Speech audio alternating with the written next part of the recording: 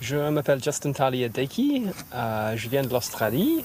J'ai fait des études de diététicien et sciences des aliments. Et quand je suis arrivé en France, il n'y avait pas d'équivalence pour ma licence. Après mes études, j'avais fait des recherches sur le bienfait de la santé pour le kombucha. Il y avait qu'un autre producteur que j'ai vu en France à ce moment-là. Donc je me suis lancé.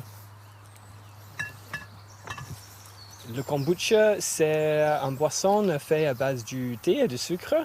Et c'est fermenté avec des bactéries probiotiques. Et c'est très bon pour la santé. C'est une boisson qui est vraiment très réputée en Australie parce qu'il y a des gens qui cherchent un autre mode de boisson en fait. Au lieu de d'avoir des sodas tout le temps, des choses hyper sucrées et pas bon pour la santé, ils cherchent d'avoir une boisson un peu plus fonctionnelle. C'est sans alcool, mais c'est quelque chose un peu textural. Le kombucha, vraiment, c'est une boisson excellente parce qu'il y a très peu de sucre à la fin. On peut aromatiser avec des produits locaux, donc on a de fraises menthe ou du jus de pomme local. Après, c'est une boisson qui est en train d'être étudiée pour ses bienfaits de santé. Donc, il y a beaucoup d'antioxydants dans le thé. Il y a des probiotiques qui sont en train d'être notés pour les effets sur le système digestif. Il y a très peu de sucre, donc pour une bonne alternative aux sodas classiques qui sont très chargés en sucre forcé au gaz, notre kombucha dans tous les cas, c'est 100% naturel. C'est vraiment une première fermentation en cuve. On rajoute le jus de pomme ou un jus de gingembre qu'on fait nous-mêmes. Ensuite, on fait la mise en bouteille. Ça passe une autre semaine en fermentation. Et ensuite, c'est mis dans le frigo. C'est une boisson vivante. Il faut rester dans le frigo tout le temps. Le mer, en fait, c'est différents types de bactéries, d'Acidobacter, Gluconobacter. C'est des bactéries acides acétiques comme pour créer de vinaigre blanc. C'est pas du tout un champignon, c'est du cellulose, comme si c'est dans les plantes. En dessous d'une cuve ou de chaque bouteille, vous allez voir un peu de poudre.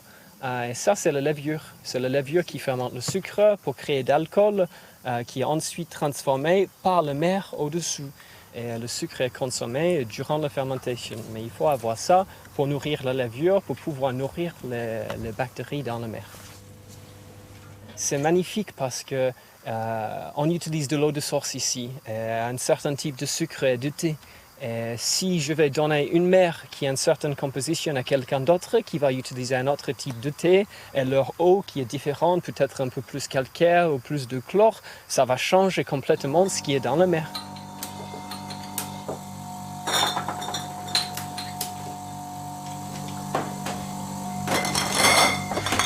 On ne veut pas faire distribution nationale ou internationale, c'est vraiment de rester dans l'Occitanie. Donc notre rayon de vente, c'est 150 km autour de Rimont. On fait toutes les livraisons nous-mêmes dans l'Aude ou à Toulouse ou en Ariège. L'année dernière, on a fait 60-70 000 bouteilles. Donc pour une petite structure, on est très content. Ça fait qu'on peut vivre avec ça, avec les autres deux employés aussi. On ne vit pas comme les rois, mais c'est super. On est dans un cadre magnifique, on n'a pas besoin de plus que ça. En Ariège, il faut être entrepreneur. Il n'y a pas de grande entreprise du tout. Donc la plupart des gens ici, ils ont leur petite activité et c'est quelque chose en fait qui est magique. Pourquoi travailler à 35-40 heures la semaine pour quelqu'un d'autre quand tu peux travailler un peu plus, mais pour toi en faisant quelque chose que tu aimes en fait et qui sont moins comme du boulot à la fin, même si le début c'est dur, il faut bosser. À la fin, c'est magique. Tu fais quelque chose qui te plaît et quand ça marche, c'est excellent. Il ne faut juste pas viser trop gros au début, juste vivre simplement, mais ça marche.